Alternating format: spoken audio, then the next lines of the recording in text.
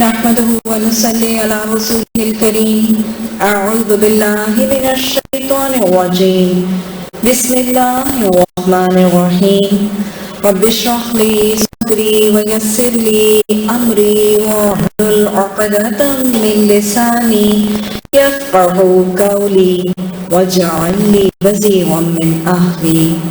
اللهم إني أسألك حبك وحب من يحبك وعمل الذي يبلغني حبك. اللهم صل على محمد وعلى آل محمد كما صليت على إبراهيم وعلى آل إبراهيم إنك حميد مجيد. اللهم بارك على محمد وعلى آل محمد كما باركت على إبراهيم وعلى آل إبراهيم إنك حميد مجيد. شرح کتاب الصلاۃ، نماز کا بیان. صلاۃ کا مطلب دعا کی، نماز کے لیے جو لفظ استعمال کیا جاتا ہے صلاۃ. صلاۃ کے معنی اگر ہم لغت میں دیکھیں تو ایک مطلب رحمت، دعا اور استغفار. اور اگر اس حوالے سے دیکھیں تو نماز اور صلاۃ واقعتاً اللہ سبحانہ تعالیٰ کی رحمت ہی کا ذریعہ ہے. اللہ کی رحمت جس کے شامل حال ہو اسی کو نماز کی توفیق ملتی ہے. یہ رحمت الہی تلاش کرنے، پانے اور اس سے فیضیاب ہونے کا ذریعہ اور وسیلہ بھی تو ہے. نماز بنیادی طور پر ایک دعا اور اللہ سبحانہ تعالیٰ سے پکارنے اور اس کے ہم کلام ہونے کا طریقہ بھی ہے. اور نماز میں انسان مختلف طریقوں سے اپنی گناہوں کی بخشش اور استغفار طلب بھی کرتا ہے، اور اپنی اس سارے کے سارے مرحلے میں اگر زبان سے نہ بھی مانگے تو استغفار کا معاملہ اسے حاصل بھی ہوتا ہے. شرعی اصطلاح میں صلاۃ ایک مسلمان کے اس خاص عمل کو کہتے ہیں جب وہ ایک خاص وقت میں ایک خاص حالت، یعنی پاکی اور طہارت کی ایک خاص متعین حالت میں، ایک خاص لباس میں، ایک خاص سمت کی طرف، ایک خاص رخ کی حالت میں، ایک خاص انداز کے ساتھ کچھ مخصوص کلمات ادا کرتا ہے. اس کا وقت بھی خاص ہے، اس کی پاکی اور طہارت کی حالت بھی مخصوص ہے، اس کی سمت بھی مخصوص ہے، اس کا لباس بھی مخصوص ہے، اس کی جسم کی ایکٹیویٹیز اور سرگرمی اور پوزیشنز اور پوسچرز اور حالتیں اور کیفیتیں بھی مختص ہیں اور مخصوص ہیں، اور جو ادا کیے جانے والے الفاظ اور کلمات ہیں وہ بھی مخصوص ہیں. اس ساری کے سارے مخصوص حالت اور مخصوص طریقے میں جو وہ عبادت کرتا ہے پورے دل کے اخلاص کے ساتھ خالصتاً اپنے کی رضا کے لیے یہ معاملات اپناتا ہے، یہ ہے نماز کی حالت شرعی اصطلاح میں. یہ ہے وہ صلاۃ جو دین کا ستون ہے. دین کی اول اور اولین عبادت کلمہ توحید پڑھنے کے بعد، عقیدہ توحید پر جمنے کے بعد پہلی عبادت، پہلا ستون جو ایک مسلمان اپناتا ہے وہ کیا ہے؟ وہ نماز. کلمہ توحید پڑھنے کے بعد فوری جو اذان ہوتی ہے، آپ دیکھیں کہ رمضان کا مہینہ تو جب آئے گا تو روزے رکھے گا نا، اس کے مال پر ایک سال گزرے گا تو وہ زکوٰۃ دے گا نا، زندگی کے کسی مرحلے میں کلمہ پڑھنے کے بعد کسی مرحلے میں حج کرے گا. لیکن نماز کلمہ پڑھتے ساتھ جو پہلی عبادت وہ مومن کرتا ہے، مسلمان کرتا ہے، وہ ہے اذان کے بعد نماز کی عبادت. یہ دین کا ستون ہے. آپ یہاں پہ بہت سے ستون اور پلرز دیکھتے ہیں، ان میں سے کسی ایک ستون کے بغیر عمارت قائم نہیں رہتی. کسی بھی عمارت کو قائم رکھنے کے لیے، کھڑا رکھنے کے لیے ستونوں کی ضرورت ہے. اور اگر ستون نہ ہو تو عمارت اول تو تعمیر ہی نہیں ہوتی، اور اگر تعمیر ہو بھی جائے تو پائیدار نہیں ہوتی، مضبوط نہیں ہوتی، کھڑی نہیں رہتی. تو گویا نماز دین کا ستون ہے. کلمہ پڑھنے کے بعد اگر ایک شخص دین اسلام میں داخل ہونے کے بعد مسلمان اسلام کے احکامات کے مطابق بنیاد عقیدے کی ڈال کے اگر اسلام کی عمارت تعمیر کرنا چاہے گا تو عمارت نماز کے ستون کے بغیر تعمیر نہیں ہو سکتی. اگر ٹوٹی پھوٹی ناقص ردی ناکارہ سی عمارت کہیں تعمیر ہو بھی گئی تو وہ دین اسلام کی عمارت ناپائیدار ہوگی، غیر مستحکم ہوگی، مضبوط نہیں ہوگی، بہت ہی کچی اور بہت ہی ناقص ہوگی.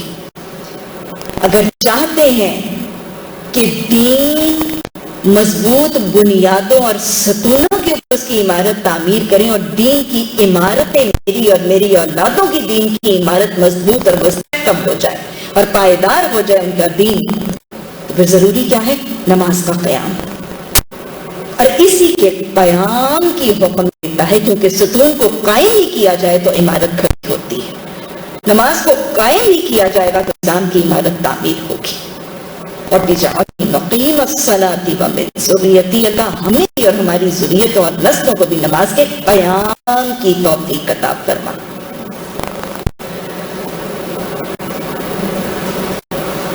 حدیث میں واضح طور پر الفاظ موجود ہے کہ اسلام اور کفر میں صرف ترک نماز کا فرق ہے. اسلام اور کفر میں صرف اور صرف ترک نماز کا فرق ہے. مسلمان اور کافر میں صرف حد فاصل نماز ہے. ڈفرنس صرف نماز ہی کا ہے.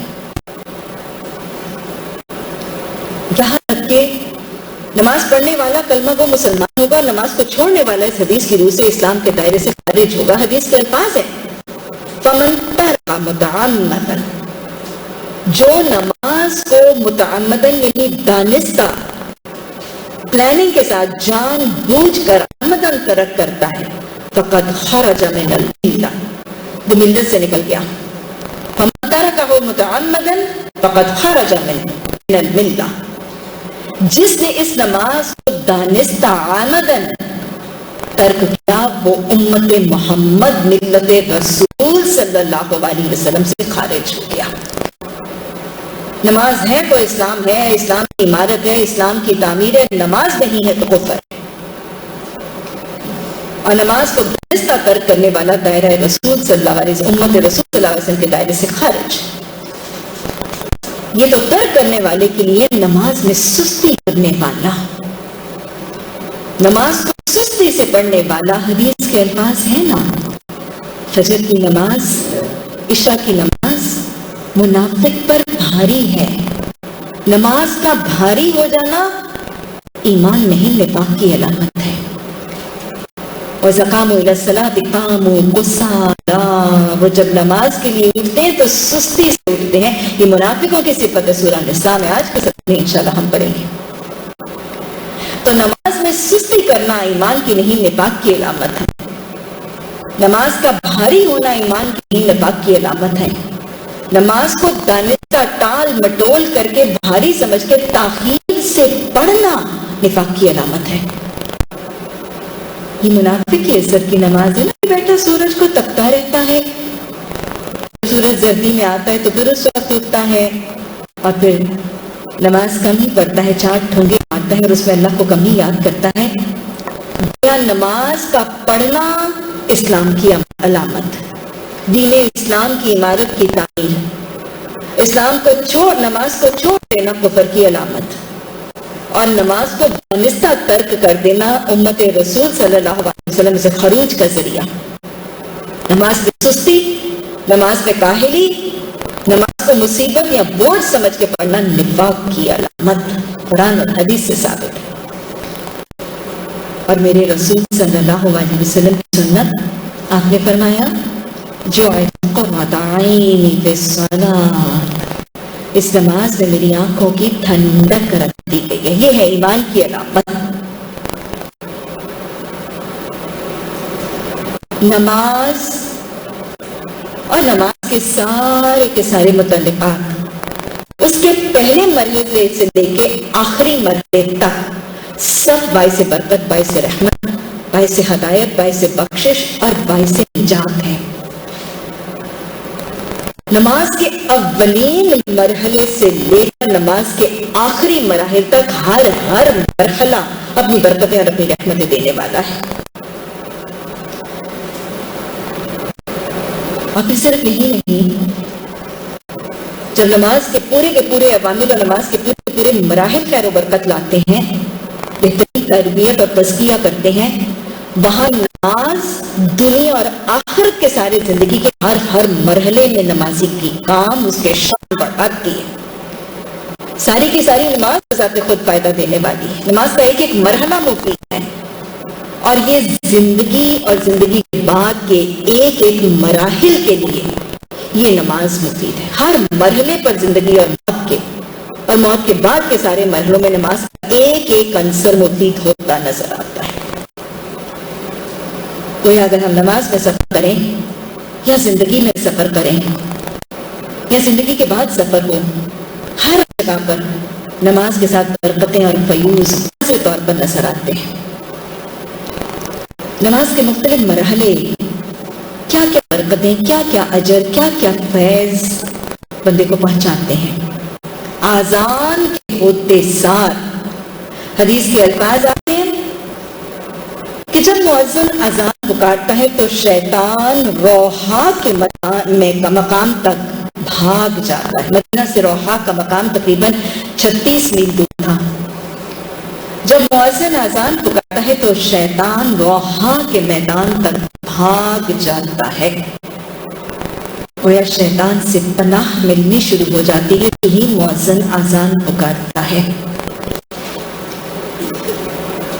اسی طرح اذان بذات خود حدیث کے الفاظ تاکید بھی موجود ہے۔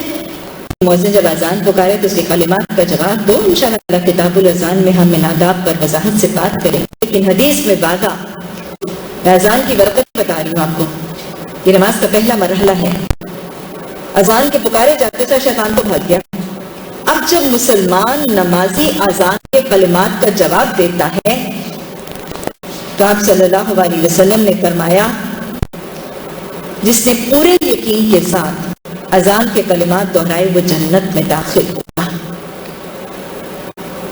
جس نے پورے یقین کے ساتھ اذان کے کلمات دہرائے، حضرت ابو ہریرہ رضی اللہ تعالی عنہ کی روایت سے یہ حدیث ہے، جس نے پورے یقین کے ساتھ اذان کے کلمات دہرائے وہ جنت میں داخل ہوگا۔ اسی طرح حضرت سعد رضی اللہ تعالی عنہ کی روایت سے حدیث کے الفاظ ہے کہ جس نے مؤذن کے کلمات سن کر دہرائے اور پھر دعا کی وَرَضِيتُ بِاللَّهِ رَبًّا وَبِمُحَمَّدٍ رَسُولًا وَبِالْإِسْلَامِ دِينًا، یہ اس کے گناہ کی بخشش کا ذریعہ ہوگا۔ اسی طرح حدیث میں جابر بن عبداللہ رضی اللہ تعالی عنہ کی روایت سے حدیث کے الفاظ کہ آپ صلی اللہ علیہ وسلم نے وعدہ فرمایا جس نے مؤذن کے کلمات کو دہرایا اور اذان کی تکمیل پر مجھ پر درود بھیجا اور میرے لیے وسیلے اور مقام محمود کی دعا کی تو قیامت کے دن اس کے لیے میری شفاعت واجب ہو گئی۔ شفاعتی یوم القیامہ، لہو شفاعتی یوم القیامہ۔ اذان کے کلمات کا جواب دیا، درود بھیجا اور محمد صلی اللہ علیہ وسلم کے لیے مقام محمود اور وسیلے کی دعا کی تو آپ صلی اللہ علیہ وسلم نے وعدہ فرمایا اس شخص کے لیے میری شفاعت قیامت دن واجب ہو گئی۔ اسی طرح ہمیں یہ پتہ چلتا ہے کہ اذان کے بعد دعائیں قبول ہوتی ہیں۔ حضرت سہل بن سعد رضی اللہ تعالیٰ عنہ کی روایت سے حدیث کے الفاظ، ترمذی میں حدیث کے الفاظ آتے ہیں کہ دو اوقات کی دعائیں رد نہیں ہوتی، اذان کے بعد اور بارش کے برستے وقت۔ باران رحمت ہے نا بارش کے برستے وقت اور اذان کے بعد۔ اسی طرح حضرت سہل بن سعد کی روایت سے ہی ایک اور حدیث ہے کہ دو اوقات پر دعائیں رد نہیں ہوتی یا زیادہ قبول ہوتی ہیں، اذان کے بعد اور میدان جنگ میں دشمن کے آمنے سامنے کے وقت، یعنی میدان جہاد میں مجاہدوں کی دعائیں قبول ہوتی ہیں۔ تو دونوں حدیث میں ایک چیز جو کامن ہے، اذان کے بعد دعائیں قبول ہوتی ہیں۔ اسی طرح حضرت انس بن مالک رضی اللہ تعالیٰ عنہ کی روایت سے حدیث کے الفاظ ہیں، اذان اور اقامت کے درمیان کی جانے والی دعا رد نہیں ہوتی۔ یعنی وہ گیپ ہوتا ہے نا، اذان پکاری جاتی ہے تو رات کے کھڑے ہونے سے پہلے اقامت پکاری جاتی ہے، تو یہ جو گیپ ہے یہ دعاؤں کی قبولیت کا وقت ہے۔ جس نے اذان کا جواب دیا ہے، متوجہ ہے، دھیان ہے، اس نے نماز کے لیے جانا ہے، نماز کی ادائیگی سے پہلے اس کو اتنے انعامات مل گئے۔ دیکھا نماز کی برکت، نماز شروع نہیں ہوئی ہے، ابھی نماز کا آغاز نہیں ہوا ہے، ابھی تو صرف اذان اور پکارا جا رہا ہے۔ پکارے جانے پر اللہ کی رحمتوں کے دروازے کھل گئے، شیطان بھاگ گیا، دعائیں قبول ہو رہی ہیں، گناہ جھڑ رہے ہیں۔ اس کے بعد اگلا عمل کیا ہوتا ہے؟ وضو۔ کتاب الوضو کے آغاز میں نے وضو سے ملنے والی برکتیں اور فضیلتوں کا تذکرہ کیا، آج پھر دوہرانا جی۔ آپ صلی اللہ علیہ وسلم نے فرمایا، دیکھو اگر کسی شخص کے گھر کے باہر ایک نہر جاری ہو اور وہ 5 دفعہ دن میں غسل کرے، اس میں اترے اور غسل کرے، تو کیا اس کے جسم پر کوئی میل کچیل رہ جائے گی؟ صحابہ کرام نے سب نے فرمایا کہ رسول اللہ صلی اللہ علیہ وسلم بالکل نہیں۔ یعنی نہر میں 5 دفعہ اتر کر غسل کرنے والے کے جسم میں کیسے میل کچیل رہ سکتی ہے؟ آپ نے فرمایا یہی نماز، یہی معاملہ 5 وقت کی نماز کے وضو کا بھی ہے۔ یعنی مومن جب 5 وقت یا جب بھی وہ وضو کرتا ہے، اس کے جسم سے اس کا وضو اس کے گناہوں کی میل کچیل کو دھو دیتا ہے۔ یہ وضاحت کر رہی ہوں میں اس حدیث کی۔ اور اس طویل حدیث میں آپ نے یہ بھی تو فرمایا تھا کہ وضو مومن کے گناہوں، میں مفہوم بتا رہی ہوں حدیث کا، کہ وضو مومن کے گناہوں کو جھاڑنے کا ذریعہ بنتا ہے۔ جب مسلمان نمازی وضو کرتا ہے تو وہ جب وہ کلی کرتا ہے، ہاتھ دھوتا ہے، تو اس کے ہاتھ کے گناہ جھڑ جاتے ہیں، یہاں تک کہ اس کے ناخنوں کے نیچے کے گناہ جھڑ جاتے ہیں۔ جب وہ کلی کرتا ہے تو اس کے منہ کے اور منہ کے گناہ، کون سے گناہ ہیں؟ زبان کے گناہ جھڑ جاتے ہیں۔ ناک میں پانی ڈالتا ہے، چہرے پر پانی ڈالتا ہے، کانوں کا سر کا مسح کرتا ہے، پاؤں کو دھوتا ہے، ہاتھوں کو بازوؤں کو کونے تک دھوتا ہے، تو ان سارے علاقوں کے گناہ جھڑ جاتے ہیں، یہاں تک کہ ناخنوں کے نیچے تک اور پلکوں کے نیچے سے بھی گناہ جھڑ جاتے ہیں۔ تو وضو یہ بھی سب نماز کی متعلقات ہیں۔ ابھی مسلمان نمازی ابھی نماز کے مرحلے میں نہیں آیا، پہلے عوامل اور پہلے مراحل ہی میں دیکھیں آپ کتنی برکتیں ملتی جا رہی۔ اسی طرح حدیث کے الفاظ آتے ہیں کہ جب کوئی شخص بنا سوار کے وضو کرتا ہے سنت رسول صلی اللہ علیہ وسلم کے مطابق، اور پھر دوسرا کلمہ اللہم اجعلنی من التوابین واجعلنی من المتطہرین، یہ دعا کرتا ہے تو جنت کے 8 دروازے اس کے لیے کھول دیے جاتے ہیں۔ جنت کے 8 دروازے اس کے لیے کھول دیے جاتے ہیں۔ یہ وضو کی فضیلتیں آ رہی ہیں۔ اسی طرح آپ کو مسجد چل کے جائے گا، ایک سفر ہے نا نماز کا، اذان ہوئی، اذان اور اقامت کے درمیان کا وقفہ، اس کے بعد مومن نے، مسلمان نے، نمازی نے وضو کیا، وضو کی برکتیں ملی، اب وہ مسجد کی طرف جا رہا ہے۔ مسجد کی طرف جانے والے کو کیا ملے گا؟ دوہرائیں، حدیث کے الفاظ آتے ہیں کہ 7 خوش نصیب لوگ قیامت کے دن عرش الہی کے سائے میں جگہ دیے جائیں گے، جس دن اللہ کے عرش کے علاوہ کوئی سایہ نہیں ہوگا، سورج سوا نیزے پر ہوگا، 7 خوش نصیب لوگ عرش الہی کے سائے میں جگہ دیے جائیں گے۔ ان میں سے ایک شخص کون سا ہے؟ جس کا دل مسجد سے جڑا ہے، جس کا دل مسجد سے جڑا ہے۔ اب جب وہ مسجد کی طرف جا رہا ہے، مسجد کا انتظار کرنے والا، مسجد کی آرزو تمنا کرنے والا، مسجد کے ساتھ اپنے ٹائم ٹیبل کو روٹیٹ اور سرکولیٹ اور آلٹرنیٹ کرنے والا، عرش الہی کے سائے میں جگہ دیا جائے گا۔ پھر حدیث میں آتا ہے، انشاءاللہ کتاب الصلاۃ میں ہم یہ حدیثیں پڑھیں گے وضاحت سے، آج تو آپ کو خلاصہ بتا رہی ہوں نا، کہ جب ایک نمازی مسجد کی طرف چل کے جاتا ہے، آج ہی آپ نے ترجمہ پڑھا اس حدیث کا، کہ جب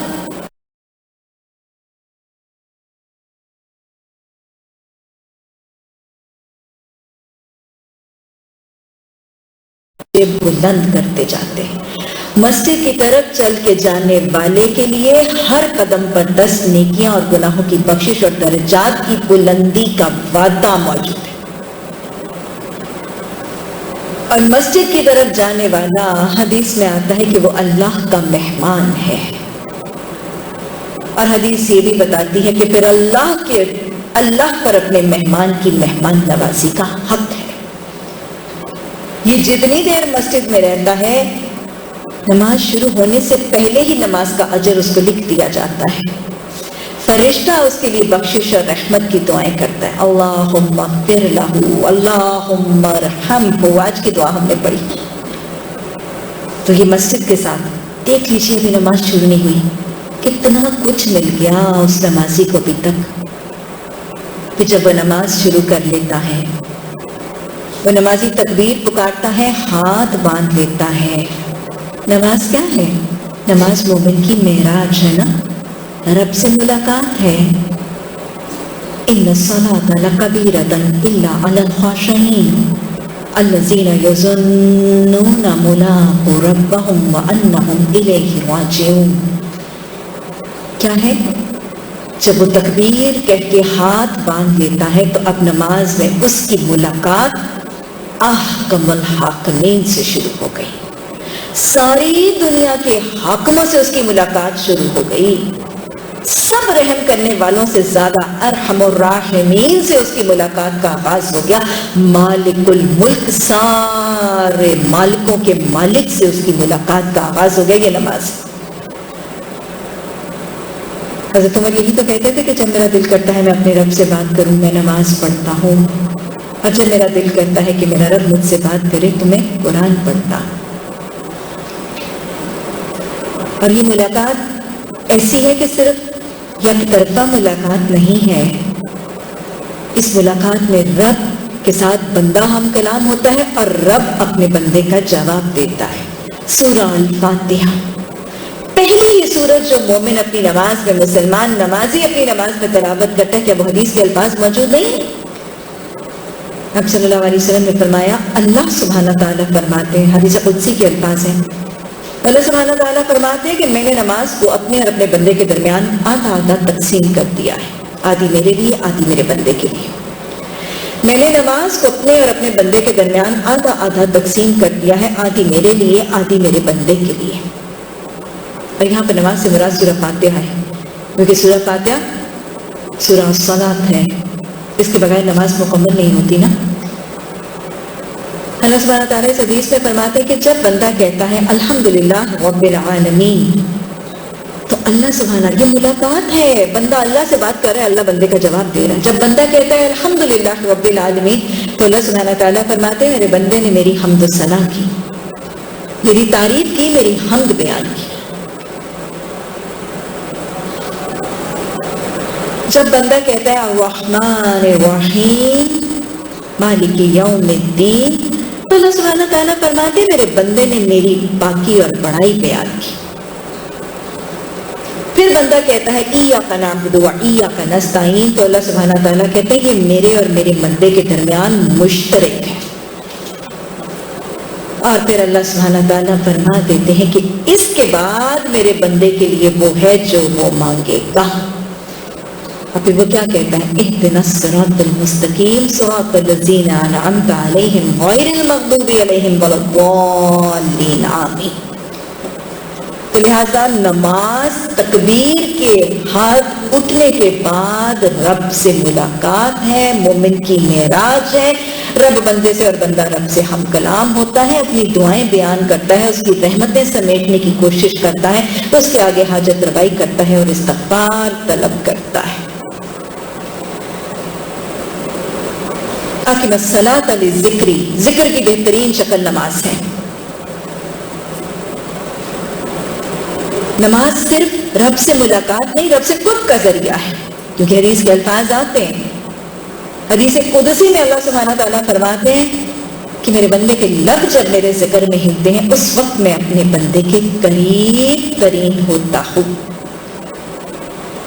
پھر ذہن نشین کر لیجئے، یہ صرف ملاقات ہی نہیں ہے، صرف ہم کلام ہونا ہی نہیں ہے، یہ وہ حالت ہے جس میں بندہ اپنے رب کے قریب، ایسی ملاقات ہے کہ قرب کی ملاقات ہے۔ کیسے ملتا ہے نماز میں قرب؟ دو چیزوں سے ملتا ہے قرب۔ ایک حدیث، قرب الہی کا ایک حوالہ، میرے بندے کے لب جب میرے ذکر میں ہلتے ہیں اس وقت میں اپنے بندے کے قریب ترین ہوتا ہوں۔ نماز کیسے پڑھی جاتی ہے؟ آپ نے کیا فرمایا تھا؟ اتنی آواز سے پڑھو کہ لب حرکت کریں، زبان حرکت کریں، اور ہلکی سی آواز جو اپنے کانوں میں جائے۔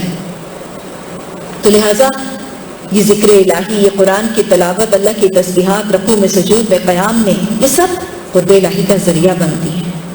بندے کی رب سے ملاقات بھی ہے، اور ایسی ملاقات ہے جس میں بندہ اپنے رب کے قریب بھی ہے اور رب بھی اس سے قریب ہے۔ پھر حضرت ابو ہریرہ رضی اللہ تعالیٰ عنہ کی روایت سے حدیث آتی ہے کہ اللہ سبحانہ وتعالیٰ فرماتے ہیں کہ میں اپنے بندے کے قریب ترین اس وقت ہوتا ہوں جب وہ سجدے کی حالت میں ہے۔ میں اپنے بندے کے قریب ترین اس وقت ہوتا ہوں جب وہ سجدے کی حالت میں ہوتا ہے۔ اسی لیے آپ نے اسی حدیث میں فرمایا تکثر الدعاء، پھر سجدے میں کیا کیا کرو؟ کثرت سے دعائیں مانگا کرو۔ اسی لیے سجدے میں دعا قبول بھی ہوتی ہے۔ تو کوئی آپ دیکھ لیجئے، نماز مومن کی معراج اور رب سے ملاقات ہے۔ اور کیسی ملاقات ہے؟ ایسی ملاقات نہیں کہ محفل ہے اور دوری ہے، نہیں، ایسی ملاقات ہے کہ رب کا قرب بھی ہے۔ وہ نمازی رب کا ذکر کر رہا ہے، قیام میں کر رہا ہے، رکوع میں کر رہا ہے، قریب سے قریب ترین ہوتا جا رہا ہے، اور پھر سجدے میں جا کے رب کے سب سے زیادہ قریب ہونے والا ہے۔ یہ ہے وہ ملاقاتی جو احکم الحاکمین کی ملاقات قریب کی حالت میں کرنے والا بن جاتا ہے۔ اللہ ہمیں اس قرب کو محسوس کرنے اور اس کی لذتوں سے لطف آشنا ہونے کی توفیق عطا فرما دے۔ نماز تربیت کا ذریعہ بھی ہے۔ یہ ساری رحمتیں، یہ ساری برکتیں نماز سے ملیں۔ ہاں جی، اس کے علاوہ تربیت سے پہلی بات کریں، نماز دعا کی قبولیت کا ذریعہ بھی ہے۔ سجدے میں دعا قبول ہوتی ہے، فرض نماز کے بعد دعا قبول ہوتی ہے، پوری نماز کے بعد دعا قبول ہوتی ہے۔ اور پھر نماز کے حوالے سے ہمیں یہ بھی پتا ہے کہ نماز کے بعد سب نمازی اپنی جگہ ہی پر بیٹھا نماز کے بعد کے مصنون اذکار کرتا ہے، تسبیحات کرتا ہے، دعائیں مانگتا ہے، تو گویا وہ نماز ہی کی حالت میں ہوتا ہے۔ اس کے پیچھے اس کے لیے فرشتہ بخشش اور رحمت کی دعائیں کرتا رہتا ہے۔ یہ تو کچھ برکات اور پیوس، لیکن ساتھ ساتھ نماز اس دنیا کی زندگی میں تربیت اور تزکیہ کا بہترین ذریعہ، کیونکہ تربیت اور تزکیہ اور تعلیم ہوگی تو تبھی تو دین کی عمارت بنے گی۔ نماز تربیت، نماز انفرادی نماز یا اجتماعی یا باجماعت نماز زبردست تربیت اور تزکیہ کا طریقہ اور سہولت میسر کرتی ہے۔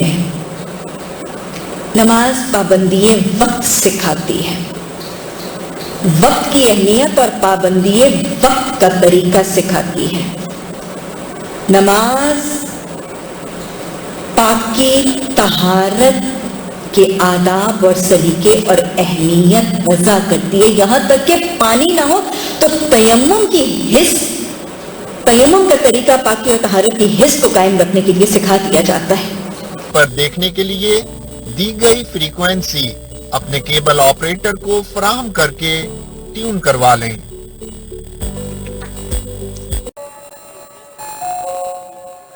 डॉक्टर बनना मेरा ख्वाब था।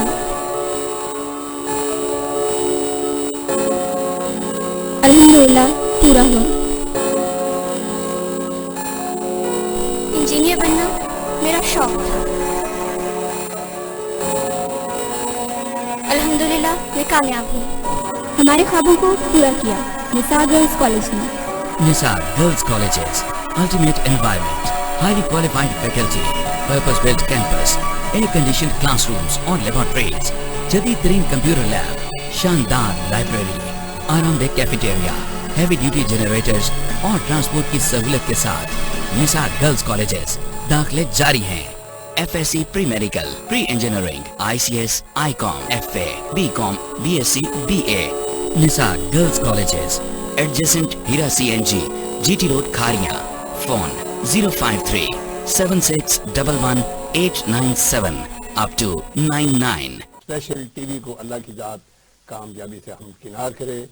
मैं तो नादान ही था, मैं तो नादान ही था, दानिस्त भी क्या क्या न किया,